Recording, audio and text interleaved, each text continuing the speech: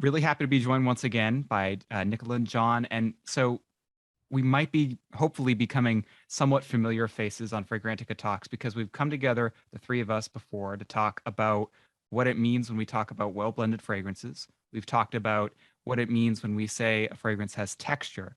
And today we wanted to kind of dive in a little bit more to another way to describe fragrance that isn't just, hey, what are the notes, right? And we're talking today about temperature.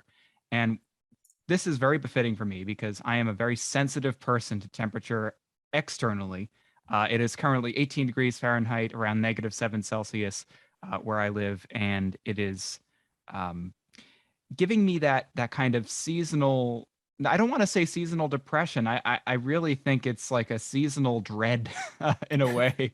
And so I am turning to fragrance for just something to kind of take the edge off a little bit. And it did make me think a little bit about how when we think about fragrances, I tend to think of them sometimes in terms of colors, in terms of textures, in terms of how they're blended, but I also tend to think of them in terms of, the relative temperature or the idea of temperature behind them, if they are very cooling, if they are very warming. So I wanted to know both of your sort of general thoughts about how to describe fragrance through that medium. Nicola, could we start with you? I know you have a few thoughts on cooling fragrances in and of themselves. I've seen you write a bit about that. So can we start with you? Yeah, I think so. In thinking about this, I started to think about, are mint fragrances always cooling? Are gourmand fragrances always warming? Um, are leather fragrances always warming? And I started to think about it as a kind of, where do accords fit on the spectrum of temperature? Then how does that affect the final perfume? And do you get fragrances that have warm and cool in the same fragrance? Spoiler alert, yes, I think you do. Um, and I think they're quite interesting sometimes when you get that kind of opposing temperature within two accords. And then I think we could also look at it from the perspective of what fragrances wear well when it's warm and what fragrances do we turn to when it's cool. Um, so I think we've got a few different ways that we can probably slice this one. And I think there's a lot to unpick in each of those different facets. I definitely agree with that last part, and I have to say that was something I didn't think about probably enough before we started, talking today. But I'm glad you brought that up, Nicola, about what do we kind of turn to um, as almost a reaction to temperature, because I was thinking about that's something that I do. I do tend to wear things in a bit of a seasonal way sometimes. So I wonder if we pick things. This is just me thinking out loud here, but do we select things that we imagine are warming when it's cool, and the opposite? I know for a fact that I wear certain things that actually kind of give me a bit of a cool sensation in summer, definitely. And I am a bit averse to something that I think is going to be too warm on my skin. So temperature definitely has that realistic aspect to it. But I will say what I was very much thinking as I was selecting some samples and different things, I realized that temperature seems much more to me about an artistic tool. And a lot of things that I initially thought, oh, this is a very cooling fragrance, upon further reflection and smelling, I'm like, oh wow, this actually shifts quite a bit. On in one level of perception, it's quite cool, but when it's worn on the skin a while, it warms up a lot. So I wondered if there's some deliberate, tinkering going on at play with perfumers to actually play with temperature as a facet of a fragrance, and maybe mix a bunch of different things in, so we have a few different experiences going on with temperature. Mm. And something that I was curious to know if either of you do is that, when you think about reacting to certain temperatures or certain times of year or seasonality with fragrance, not only do I do that as well, John, but I think I also react to upcoming moods with fragrance in a specific way. So, if it's a situation where I've had a really hard work week and the weekend has arrived. It's Friday afternoon, like we are recording today. And I have something really that I'm looking forward to on the weekend, and it's guaranteeing itself to be sort of a very relaxed but fun weekend. That would make me reach for certain fragrances that I might not reach for if I was about to walk into more of a stressful beginning of the week, or at least more of a busy beginning of the week. I strongly associate feelings of happiness with feelings of being relaxed. And I think I associate those relaxed feelings with cooler tones in fragrance. So I'm wondering if either of you associate those same kind of tones with certain emotions, or if you view them differently. That's really interesting. That's really interesting. Because I thought you were going to say you associated being relaxed with warmer things. Because the sort of the idea is, to me, is that you kind of, put a blanket on, snuggle down when you're being relaxed, and so I thought you were going to say warmer things, but Well, to your um, point there, I will say I would much rather be in Florida right now. Um, and I do, to your point, associate the setting that I'm in. Like I'm much more relaxed in warmer weather. So yes, but when it comes mm, to actually picking what I'm going to wear on myself, it's a sort of a different story. yeah, I don't think I do that with regard to temperature so much. Like, I have fragrances that I wear seasonally, definitely.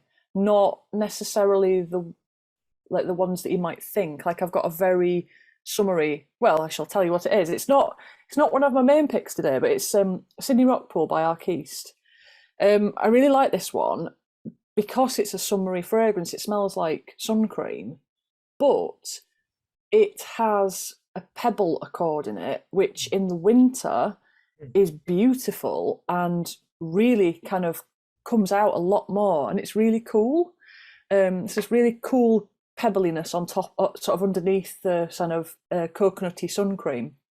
Um, and so I find that um, it's something I would gravitate towards in the winter, but not in the sort of same way that you're describing of kind of that upcoming mood. And I have got fragrances that I wear when I want to feel relaxed. I quite often go for sandalwood fragrances, woody things when I want to feel, more kind of chilled out. But it's not about the temperature for me. It's about just the vibe of the perfume, I think, rather than the specific, Mhm. where it is on the temperature spectrum. Mhm. What about you, John? That's sort of interesting what you just mentioned, because I know that it's interesting too that you mentioned Arquiste, because I know that um, the art director Carlos Huber, I think he does this very like specific recreation of areas or periods of time or settings and things like that. And it would be um, it'd be interesting to know like kind of what his thoughts were, I think, of that setting and what he was, what his intentions were about evoking that. But um, yeah, I think I know what you mean, Adam, in the sense of like almost projecting, almost using, prescribing yourself a perfume, perhaps for an afternoon or something. Yeah, I I'm don't know if over it, there at the fragrance desk where I have all of them lined in a row, and I have like a long sort of stick that I just kind of like a pharmacist. I just sort of scoop them into a tray, and then I from the tray I put that into a large bottle, and right, there you go. That's awesome. I love it. But I have, there are those. Um, I don't know if I'll put it this way. I'm not sure if I specifically thought, oh, I need something sort of on the temperature spectrum, but I have noticed a pattern if I look back on choosing things that will almost work as a kind of either reflection of the weather or an antidote to the weather that's outside. If it's extreme, like if it's really hot, I know I'm looking for something cool. If it's cold, I know I'm kind of looking for something that's a little bit warmer.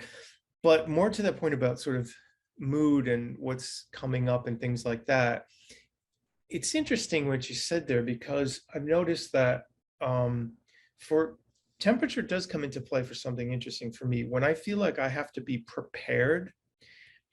So for events, and those are usually formal events, like where I have to dress up or I have to wear like formal clothes. I almost always choose a very cool fragrance on the skin. And I think part of it has to do with literally just I'm wearing more clothes and I want to make sure like my skin stays colder because I'm wearing a tie and I'm wearing a jacket. I'm wearing all these layers and I sort of want to regulate body temperature or something. So it's more of a yeah, I'm using it almost for technical purposes or something like that. I guess. Um, but yeah, there is something about that with mood. I'd have to think more about it, but I like where you're kind of headed with that.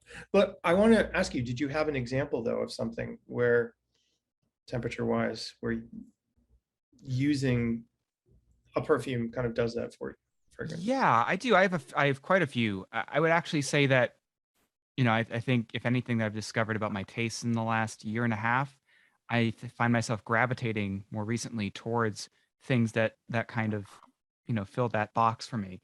I will say though, to better define it really quick, I think when we initially start thinking about temperature and fragrance, we go to those, kind of stereotypical thoughts at this point, which is like mint is cool, camphor is cool, and when Right. we say cool, we almost mean cold and icy.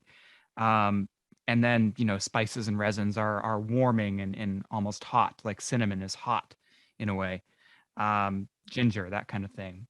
But I think there's also something to be said about fragrances that kind of lie in the middle, and whether it's because they do the same thing for their entire life on skin, or whether that's because they maybe start at the beginning as rather cool and then they end warm, or vice versa.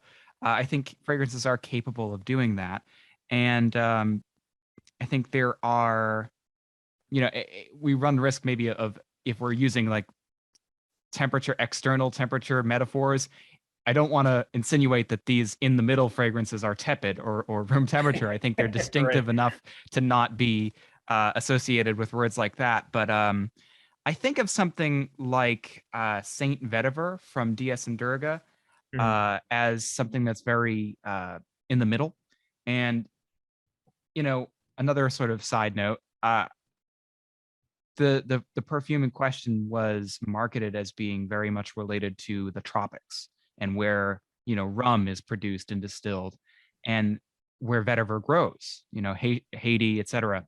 uh and i I always hesitate to describe these things because I don't want my resulting impression of the thing to be assumed that it was just spoon fed to me from the marketing behind the perfume. But I will say, um, when I first smelled the sample of this, prior to reading much about the description, I did experience something that I didn't expect to out of it. And I think when we think about the things we don't expect to experience in fragrance, that's telling me that we're thinking about them more critically than just going along with what we want to believe out of it. So with that, diatribe being out of the way, Saint Vetiver to me is very much a perfume about the tropics, as it was intended to be. But mostly for me, because in terms of its temperature, it feels very much like cooling, but not cold at first, like a breeze, if you will, like a breezy day cutting through a heat that is humid and tropical, like you might find in a place like Haiti. It's very humid, tropical type of heat. And what that means in terms of what goes into the fragrance, there is a hefty amount of vetiver, real vetiver used in the perfume, as well as other, I think, supporting character notes that are used to kind of bolster that impression. But there are some resinous aspects of the fragrance in the base that do kind of peek through at the start. So what you get something that I think some people have actually described as not so great for the summer, too heavy for the summer, and too light for the winter. I disagree. I think it's a great kind of year-round fragrance, and I think the reason for that is because it combines those warming, quote unquote, and cooling, quote unquote, notes in such a way as to make a very interesting contrast, but a contrast that has a resolution. It starts very wispy and cool, but in the background you smell some like resins and spice, and then it sort of ends in a very comforted, well-rounded, not too dense, uh, warmed up base. And so it definitely kind of sets a mood for me. I would say that it's probably closer to the more warming spot than the cooler end of the spectrum, um, as opposed to something like, another example might be Jour de Hermes, which to me stays very cool despite, having some warming floral, golden floral notes to it. And I think many people agree that, Jean-Claude Ellena's work tends to be kind of wispy and watercolor-like anyway. And I think when you describe something that way, it usually comes with a descriptor like a cooler temperature. Um, Not sure, do you have any examples of maybe something that's kind of cool but not cold? Interesting you say that. So one of the things that I kind of brought along with me, which I'm actually going to have a couple here that are sort of similar, but one I really wanted to talk about because it very specifically by its actual invention is about temperature, like it's part of its subject. So that's the whole Fawad series by Serge Lutens. So these very specifically, so this is L'eau froide, or cold water, and he in this series specifically was doing a kind of a flipping of expectations where this is an incense perfume, and this was actually one of the first times he used these very tall, slender bottles, and the perfumes are all clear. And it was a bit of a screwy idea because people were like, well, why do you have these clear, cool sort of bottles for something that's supposed to be a thick, smoky incense? But his idea behind it was quite developed in that he saw this sort of contradiction between the way that I forget the tree now, the tree that creates the resin that makes olibanum or frankincense is so dependent Boswellia on, sacra, something like that. yeah, is so dependent on sunlight in order to create, and the whole tree grows to maximize its exposure to sun and to rely on as little water as possible. And so it's such a play on expectations for cold and warm, because it comes out quite cold. It's like the coldest incense I've smelled, and yet it hits the skin extremely warm, but it goes through this like absolute gymnastics of cold and warm throughout the wearing process. So it's a real, I've never settled on what it is, to be honest. I've never ever settled on it. It's a real strange experience. I really love it. I mean, even smelling it now, I mean, there's even like a soapiness to it to accentuate that kind of hard, cold edge to it. And yet this strong kind of frankincense base to it at the same time. It's a real perplexing perfume. Yeah, this kind of twists some of my expectation, because I was definitely expecting this to just be very bracing, freezing cold water, essentially, cold water, as the description. And yet he definitely kind of deliberately twists some expectations there. So, I mean, I've worn it quite a few times, and ironically, I've worn it out in the evenings, which sounds kind of odd. Like you'd almost think something this austere should be worn like in solitude or something like that. But it's but it literally is a great night out fragrance, because it seems to like it shifts with your mood. It shifts with it, but it does. It actually has been very good for like kind of it's a bit of a chameleon in that sense. Yeah. Serge That's my Lutens puts out a fragrance called Cold Water, and David Off is knocking down his door saying, all right, I see what you're doing. Watch out. right. It's not quite in English, so I'm watching you there, sir. Anyway.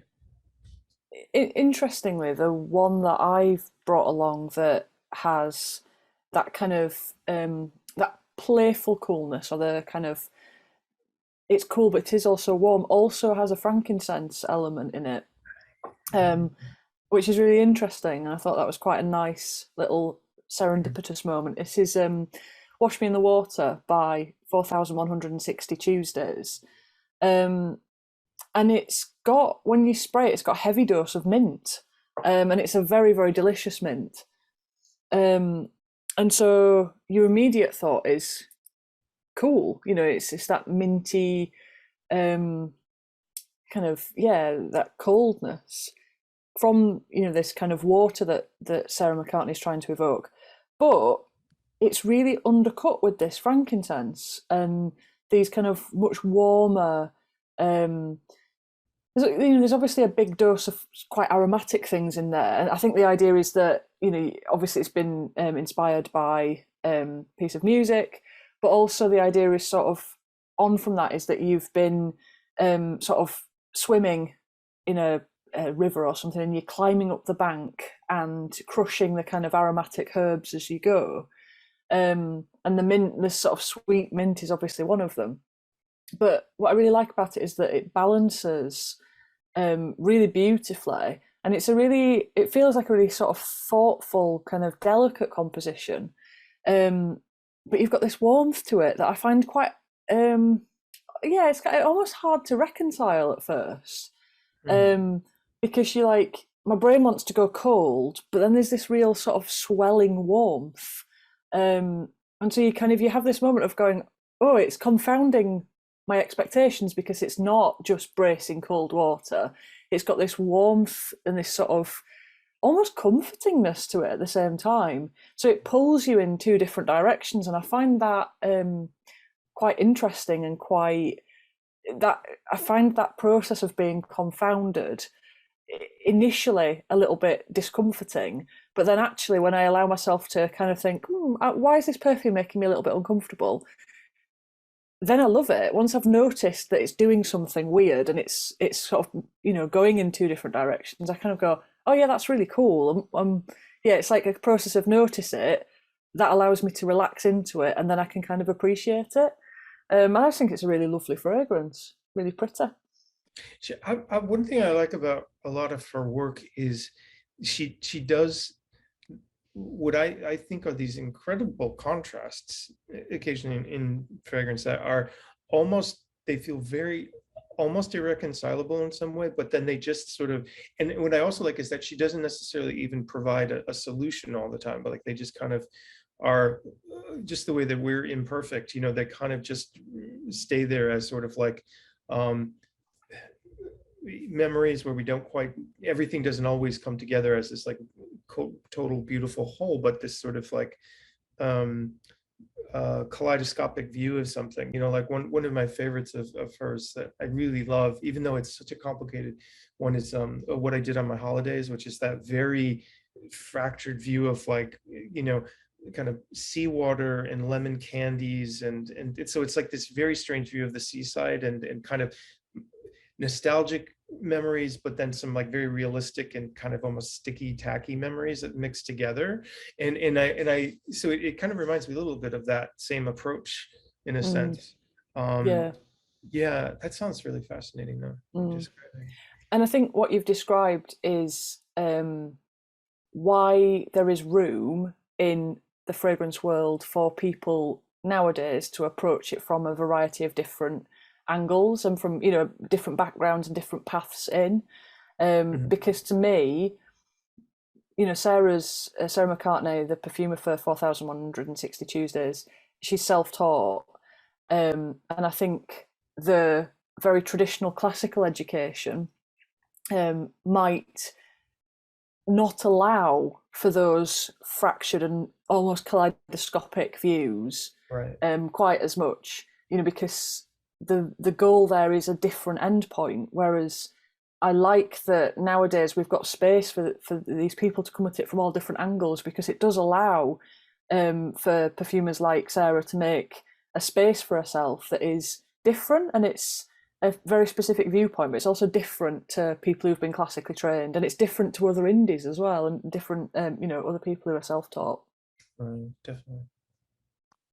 I've been curious to know if there's anything in common that in terms of notes, in terms of materials, that cause certain temperatures to be evoked in fragrance. And since we're on the topic of like these kind of cool to tepid, if you will, temperature perfumes, something that I've heard a couple of times mentioned is the idea of there being frankincense involved, sometimes ginger, depending on what we're talking about. But frankincense is a very interesting material in and of itself. It obviously has deservedly so, received many fragrances that are just studies in that single material.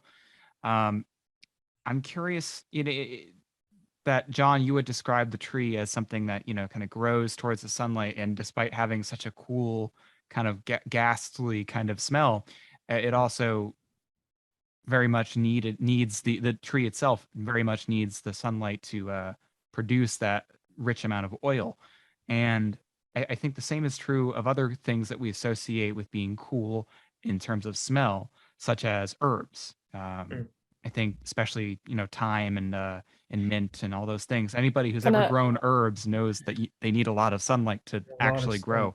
Yeah. Adam, can I just jump in there? Yeah. That's herbs for anybody who's in Yeah. Britain. Hey, Adam. Yes. Great divide there, right? No, Well, no, it's a great point you make though about I have found that fascinating about certain plant material that requires a lot of sun in order to thrive. Often, and actually I'm even fascinated by the ones that thrive on neglect, because a lot of herbs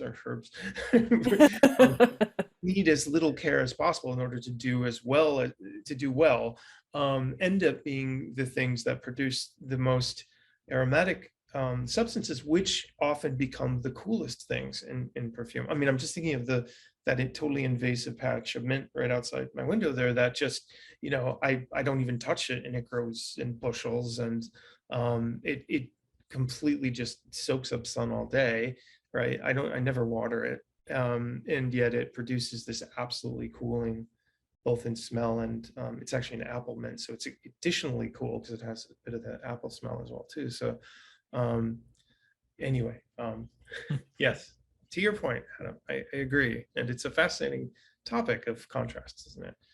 I'd be curious to know if either of you have ever smelled something that surprised you in terms of its assumed temperature. Something that you maybe weren't expecting it to smell in that way, because I certainly have one that I think has made a couple of people, when I've described it to them, kind of cock their eyebrow a little bit, in the form of Epic Man from Amouage. I see that as very cooling, which is Oh, strange that is because, interesting. That is well, interesting. because I wanted to just do this because it's an interesting exercise.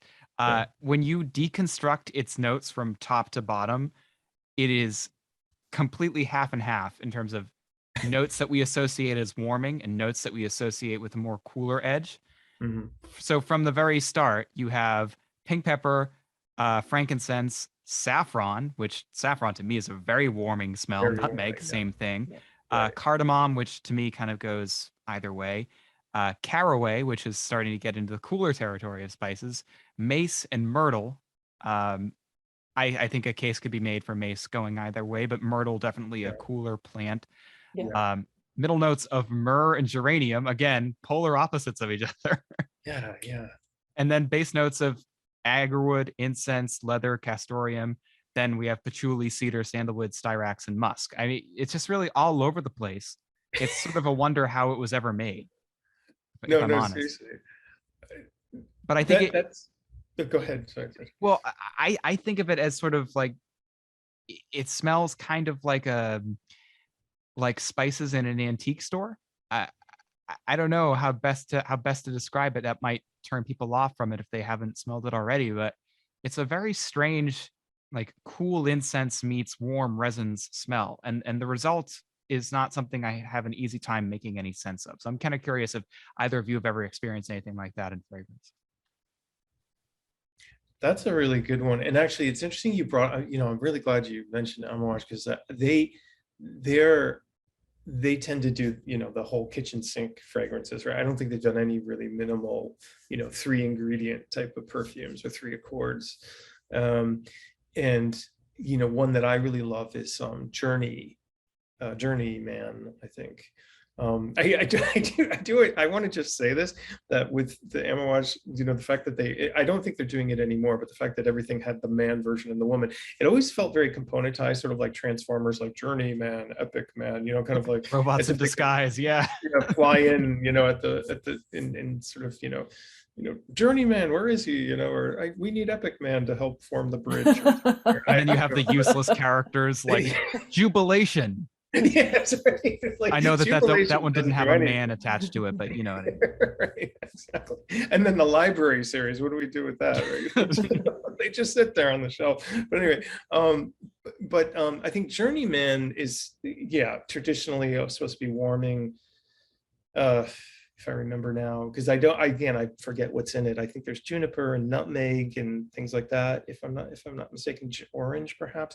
But it's spicy, but it's all over the place. It's cool, it's warm, it's everything. And I think that actually, to what Nicola had said more about maybe traditional school of perfuming, I do think their approach tends to be kind of French perfume hits Middle Eastern sensibilities, maybe. So I wonder if there's a purposeful kind of mingling of temperatures there sometimes, which I've even noticed in the woman versions as well. Again, it's so weird to have these separate versions of stuff. But Please save us, Bracken Man. right. Is that just old Greg? I don't know. But even those, they do a very clever mingling of things like sandalwood, which to me is sort of in that middle to warm kind of temperature place, with very cool flowers, and so they do some interesting balancing there. And I wonder, I guess it's an open question. I wonder how much of that is sort of a deliberate stroke, or if that's kind of more about just this blending of a big bunch of stuff, like this very nuanced. I think we should have a plea to Amouage if they're listening. Let us know how much of that is deliberate. You can contact us at our Fragrantica email addresses, but yeah, please, we'd love to know. Yeah, they can contact us. Exactly. Like, Amouage, there's an open question for you on Somebody's bound to tell them. I'm sure.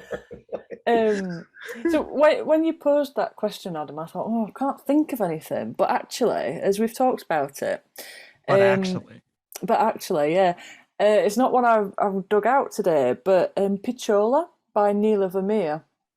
I think as a brand director, Nicola Vermeer is, she has Bertrand Duchefort, who is the perfumer, but I just think she brings such an interesting. I feel like she pushes him to do his best work, and I think some of that range are just absolutely stunning. But Picciola really surprised me because it's inspired by the lake in India, and I was expecting a more aquatic fragrance, a more cooling aquatic fragrance than it actually is. And it's very, like all that range actually, very joyful, very sort of ebullient and happy, but with this real sense of gravitas. But it's not a cool fragrance. I think it maybe has cool facets to it. And what I really liked was there's a kind of rhythm in it, and I don't know how to explain it in any other way other than there's a rhythm in it which feels like the waves of the lake lapping on the shore, but that's kind of it for it being a watery fragrance. Like that, there's a lot of different elements, but it doesn't go down the cold aquatic route that I expected. It's much warmer. And it does kind of evoke that like hot summer day, and perhaps it almost feels like it's so hot that even if you put your feet in the lake, it wouldn't cool you down, because the lake itself has stopped being cold and has started being warm and not like stinky, not like kind of a swampy, smelly like lake. It's this kind of joyful, like a kind of a celebration of a kind of a concept of a lake rather than actually being a lake. It's a fabulous perfume, absolutely fabulous. Absolutely. Yeah. So that's one that surprised me for sure. That sounds beautiful. I might shift our thinking here for a minute, where I was I'm pulling a few ideas of some fragrances that I thought, oh, this may be cool, this may be warm, whatever. And I came across something that was so cool, was so unbelievably cool that it was almost startling. And this was very popular in the 80s. And I have just a small bottle, but Anais by Cacharel. And this is, I kind of have this sort of for reference purposes because I think it's, wow, it's of another time, isn't it? This fragrance, it's, and not to say that as anything bad, it's just that it's such a, like the whole room smells like, this is such a stark white floral fragrance, right? And it's pretty much lilies and hyacinth, and I mean, there's like I'm just looking quickly here on Fragrantica, and there's honeysuckle and tuberose and ylang ylang and lily of the valley. I mean, there's every kind of flower in here, but it's so unbelievably cold, like really cold. Now, I haven't worn this on skin.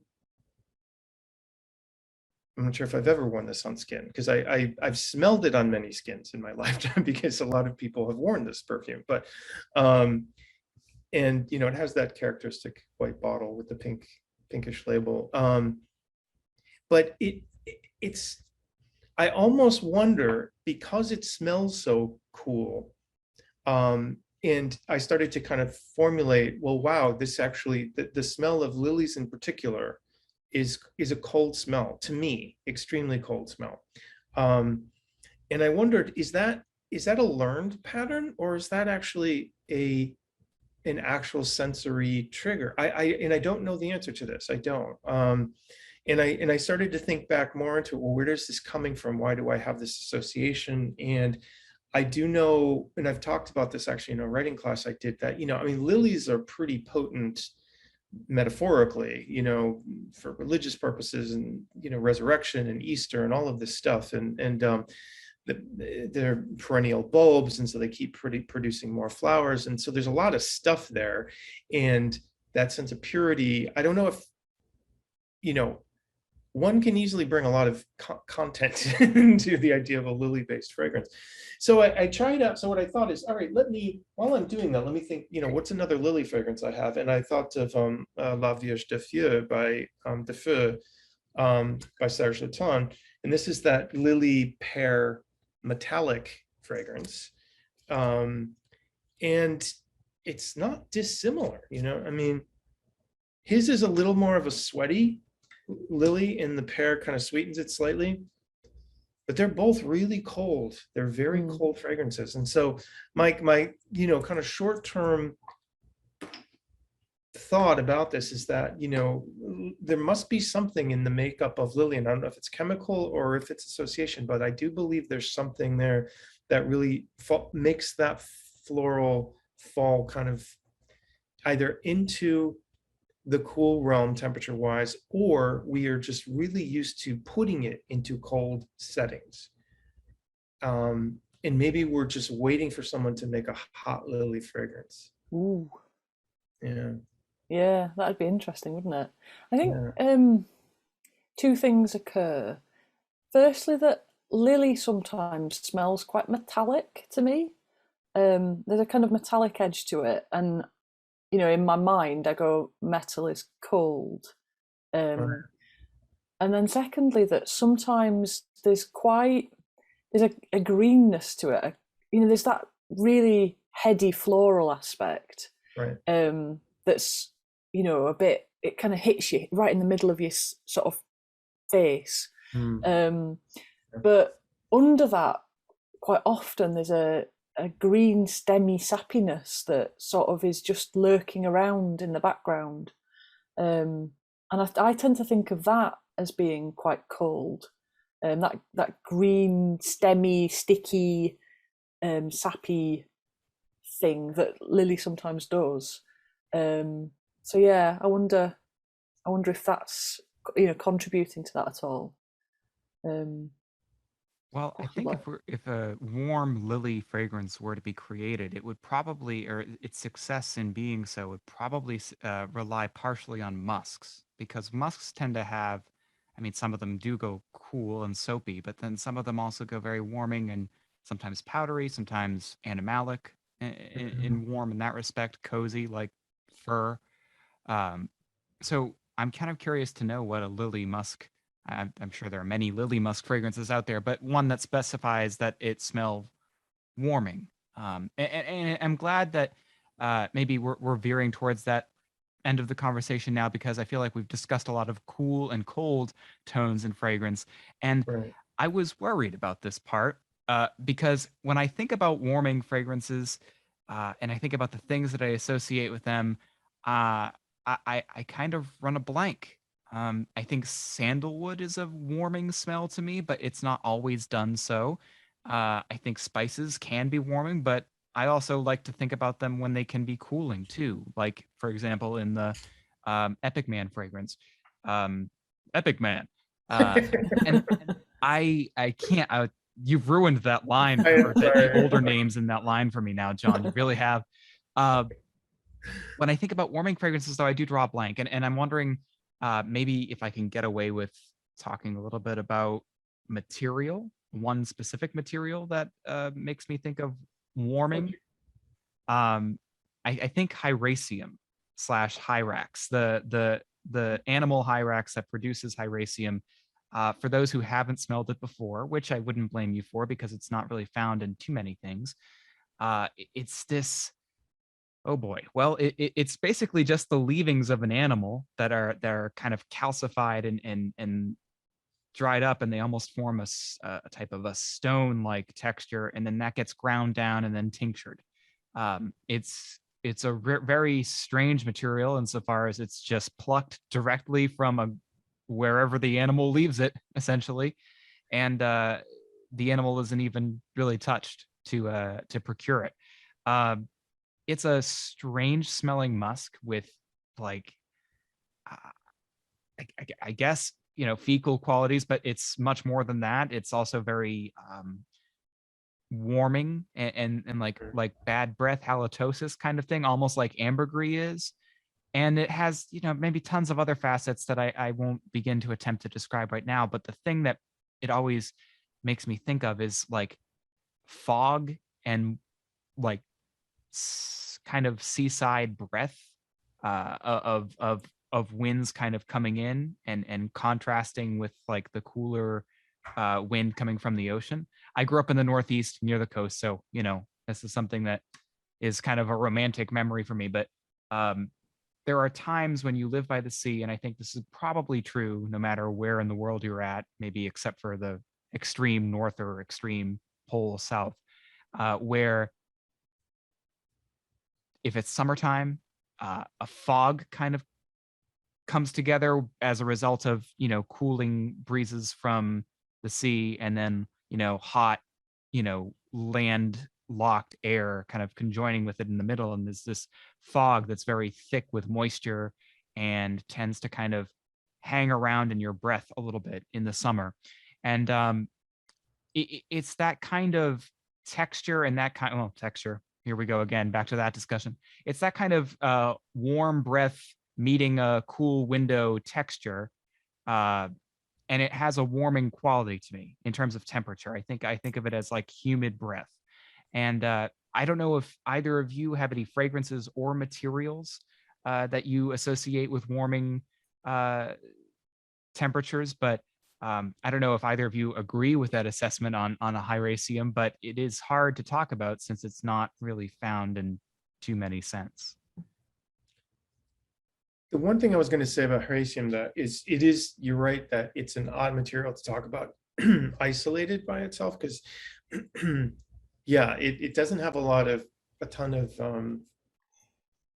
what's the word I want to use? Like, you don't have a lot of things you can say, oh, it smells just like this or close to that. I mean, I have occasionally thought that when you're opening up an oven and you kind of get hit Mm. with that, not even a feeling except just a cloud of temperature, of heat.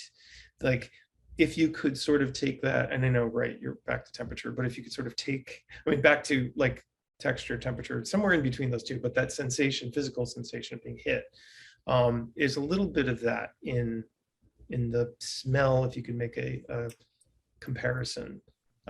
which I think reflects what you're saying quite a bit, I actually. think But it was so. a Yeah. lovely description you're making there. Oh, well. I did actually.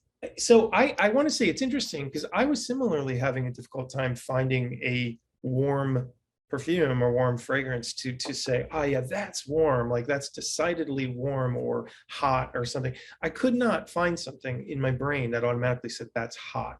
And I wonder if that's by design, if like fragrance, doesn't by nature tend to like we tend to not make we tend as a society what's that? Sorry, I'm thinking of the We live in meme. a We society live where in we a don't society, make temperatures yeah. appear in fragrance.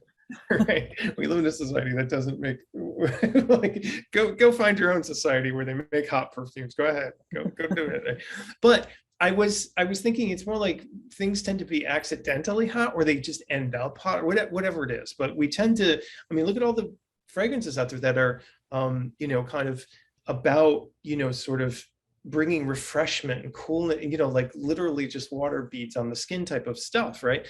So however, having said that, I did think there was that whole sort of subset of perfumes that were about sort of sexiness and sort of sparking the night and like glow and all of this kind of stuff. So there is that. And I do think for better or worse, whatever, it has traditionally been catered and marketed more toward women.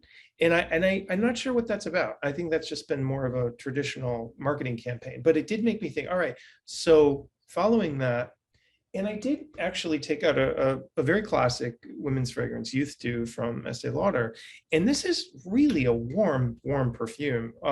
It's an amber fragrance. And what's interesting about Youth Dew, it's sharp. It's, sharp in that old world sense, but some people credit this with being the first fragrance marketed for women to buy for themselves. Like this isn't the one that would be gifted to women. And this is a really rich amber fragrance. I mean, there are aldehydes and there's all of that kind of sharp stuff going on at the top. There's some narcissus and I'm actually looking here. I mean, there's some lily of the valley. There's all that, and there's like even some peach. So it has that kind of like Mitsuko-ish profile. But right after that, there's a ton of cinnamon and spices and just pure amber and balsam and all of that stuff. And that comes in just a few minutes after that sort of slightly sharp aldehydic beginning. And then it goes straight into just like what I think of as that kind of humming sound, like an amplifier turned on, with a guitar or something like that, little distant hum, which for me is very much about like something that's almost cooking a little bit on the skin, and I do think there is that, somewhat of this old school, slightly glamorous, women's fragrances that wanted to push that idea of, this will kind of heat things up or something, if you will. Again, I'm not saying that I particularly love that kind of marketing, but I think that was a thing. But I do think it operates this way. Like I'm actually, smelling it. This is a really, really warm perfume. Definitely. I found that really interesting that you guys found the warmest stuff harder to find, because I thought, oh, warm, that's going to be really easy. And I don't know if it's just maybe the stuff that I gravitate towards, but the one that immediately leapt out to me was this one, Desert Suave by Liquides Imaginaires. Right? Yeah, and I was just looking at the notes, and the part of the marketing blurb for this is Desert Suave is a hot breath. And it is, the notes are things like dates and sesame, it's got some rose in there. But it's hot. I'm going to say it doesn't smell like a desert wind, but it has that humidity and the kind of closeness, and it feels hot. As soon as you smell it, it feels hot, and it feels like you're somewhere hot. And like if I say a perfume is slightly suffocating, it sounds derogatory, but I love this, but it is slightly suffocating, and I suppose if you sprayed a lot of it, it might be a bit much, but for me, I just think it's really, and it does have that effect of being a bit like, I'm somewhere warm and it's nice and I can relax a little bit, I suppose, in some respects as well, which is, contradicting what I said earlier, but yeah, to me that is a hot fragrance, and hot rather than tepid or lukewarm. It's properly like baking sun. Um, and What do you they think contributes to that, by the way? If I'm sorry to interrupt you, but I'm just curious. no, it's What? all right. Yeah. So it's got spices in there. It's got cardamom in there. I think it's maybe the kind of the sesame and the dates. It's the sort of the sticky fruit, the sort of semi-dried fruit, and then I think sesame maybe Mm, could be pushing it right. because there's also yeah, it's a kind of combination of that like it's got a woodiness, but it's a very sweet, sticky, warm woodiness. Right. And it was making me think of Sesame Chan as well by Anima Vinci, is it? And they've got Sesame Chan obviously a big sesame fragrance, and I find that quite Mhm. warm as well. So maybe sesame. Um, maybe it's got orange blossom in as well as Desert Suave. It could be that because I tend to associate that with being a kind of a warmer white floral. It's not too stark for me that. But it did make me think about solar notes and solar fragrances and how they can be warm. I can't think of a solar fragrance that has been cold Hmm. for me, and it led me to Sensuality by Pierre Guillaume, which it feels like a relatively minimalist scent in that it's sandalwood with a kind of citrusy layer on top. Um, but it has this solar element which feels like sunshine, and it feels it's. I think that's really clever. The smell of what does sunshine smell like? It doesn't really smell of anything, but it's that kind of heated skin, um, and it immediately transports you to somewhere.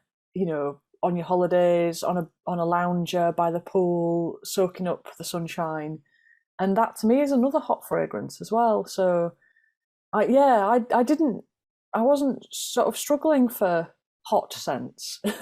Well, I'm happy that you weren't struggling because I was sitting there like, oh man, this is gonna be show all about cooling fragrances. No. Well, good. I'm glad. Well, and it's also cool that you brought up Pierre Guillaume. Just as a side note, I all of the fragrances I initially thought of when I thought of cooling and not colds, but like right in between, with the exception of Luna Doe, um, Yeah. were Pierre Guillaume perfumes at first. But because you and I have done that episode, I was like, I'll shove the temptation away. I'm glad that you Yeah. brought that one up though, because that sounds like it's perfect for warming perfumes. Yeah, it is. To me, it is. And as soon as I smelt it, I thought that makes me feel like I'm on holiday. It makes me feel like I'm on holiday in France or somewhere like that, and it just has that kind of happy vibe about it. So it's a lovely fragrance and one that I wear a lot actually. Not always in summer. Sometimes I wear it in winter when I need that like just shot of sort of I suppose hope that I'm going to get away on holiday again. And the weather will warm up. Yeah, I Ah, was interested too that you mentioned sesame, and I was going to ask you, Adam, like that did strike me that that would be, I would think, a pretty universally warm ingredient. I would think I so. I think nuts in general. I can't think of an application in fragrance that would make sense. That would be sesame or a seed accord, some kind of a seed or some kind of a nut accord, hazelnut, almond, whatever, that wouldn't have at least some warming qualities or aspects to it. right. I just can't think of one. That being said, I think, call me crazy. I think I'm acting like I'm gonna sell you on this concept. You can completely disagree. I think vanilla has potential to be cooling, and I say that, and I think the the basis on which my thesis rests is vanilla ice cream. Frankly, well, Ron, okay. Ron. Picture picture the nice vanilla ice cream with like the flecks of actual vanilla seed pod in it. Um, I think that's a smell that could be rendered with a cooling temperature instead of a warming thing, because vanilla is always, associated with being warming and cakey or Right. like cashmere and rich kind of smell to it. I think it should be done. I think it should be done in a cold way. I think we No, should I think try. I you're think we right. should at least give it a shot. I think it's just kind of funny because it's almost as if you're saying, well, look, vanilla is naturally occurring in vanilla ice cream, so therefore it should. Well, because I love that smell in the summer, right? Like that's a fantastic thing to smell. And Yeah. to your point though, there is something sugary about ice cream. Of course, it's mostly sugar. So, um, you know, sugar can definitely be bent temperature wise, I think one way or the other, but more commonly towards the warm side of the equation, Mm, because even when you were Nicola describing the fruity aspects of that Liquides Imaginaries fragrance, you were describing the kind of like overripe fruit kind of quality about it. Mm. And fruit is always changing. It's going on a time bomb where it like continually sweetens the longer it's on the branch or the longer it's off the branch for some fruits. So I mm. think that changes the associated temperature that we give it. I think we would probably associate a green underripe fruit with something of a cooler smell, and a more sugary overripe fruit with something of a warmer smell. Mm. I was going to mention about vanilla. There was that series of vanilla perfumes done by, I think I hope I get her name correct, Sylvie Delancourt. Let me see if I have that. And she did, I think, 4 to 6 perfume smells. And one of her sort of thesis behind it was to really push vanilla in new directions. And I remember smelling a few of them, and they're quite interesting for the way they kind of get paired with. She sort of took them into pairs with different things, and the temperature kind of was all over the place on them with these ones, but there were definitely some that were cooler. You know what also I think is interesting, Adam, about the vanilla question there was that I think people really started to rethink what vanilla actually is when there was that sort of vanilla crisis that went on, Mm. when the prices got so expensive. And people were kind of wondering, well, where are we going to get our vanilla from? And let's use vanilla from different sources. And so I think people did start to think about that traditional Madagascar bourbon or bourbon vanilla, and that profile of the really thick, rich, syrupy vanilla wasn't the only vanilla profile out there. Like there were the more sort of grassy, more kind of botanical smelling vanilla, if you will, or like the Tahitian vanilla, which is a different process of how they make it and stuff. So I think we're in an interesting period for vanillas now, and how they're processed and how they end up as ingredients and whatnot. Do you think, or can you think of any, to kind of take that a step further, any cold gourmands? Mm. Because I can't off the top of my head. Well, remember there was this period. Now, maybe I'm making this out of nowhere, but I occasionally just see the press releases, and there seems to be there were a couple of lines or brands that just suddenly came out with these like sherbet type of things, right? Am I making this up? But didn't even like Comme des Garçons do like a sherbet perfume, which was like or like a kind of a, maybe I'm pulling this out of nowhere, but I seem to remember there are these, but that's a good question of like, is that really a gourmand, or is that more just like a cold fruity type of fragrance or something, right? But I do remember that's the closest I saw where somebody was approaching it deliberately head on, like, okay, this is a cold dessert type of thing that we're going to replicate in fragrance. But that's a good question to ask in a broader sense, like cold gourmands. Maybe that's our homework. Yeah, but it's a find great cold question. gourmands. I mean, there is that interesting area where like things like liquor type or mixed drink type fragrances, so which I think kind of has a bit of a subdivision into that. But I still feel like I'm not quite, my brain doesn't leap to answers. So there's another spot. Somebody in the comments will have to help us out with that one. A cool or cold skewing gourmand fragrance. We need your help. All right. Well, okay, so not to skew things too far back to the into the realm of, the chili. So it made me think of that last summer, we had really high temperatures here in the Northeast. We had a day in Boston that was recorded at 105, which is really rare for the area. And it made me want to write about fragrances that are like refrigerators or like standing in front of a refrigerator, that kind of coolness that isn't, it's not like you're blasting yourself with an air conditioning unit. It's not icy. It's, are there fragrances that are cooling? And of course there are. Uh, Something I found in that research for that piece was that oftentimes the fragrances that we think of as quite cool have elements to them that are quite warm when they're used in other fragrances or when you smell them by themselves. So a good example of that would be Geranium pour Monsieur from Friedrich Malle. That is a fragrance that, if you look at the note list, if you look at the things that, Dominique Ropillon probably did use, or materials and accords that he used, we're talking a very interesting, complex fragrance, even though it comes off as this like um, really cool breeze, frigid kind of quality. It uses notes like cinnamon and clove, which to me are two of the warmest possible notes there are, which is really interesting. It's like, you can't really make a convincingly white floral smell without including something that isn't very pretty at all, like an indolic or musky element. And it's really fascinating how that works, and how temperatures are not just singular things in fragrance, and to convincingly create them in their extremes, we have to use both extremes, it seems anyway. Mm.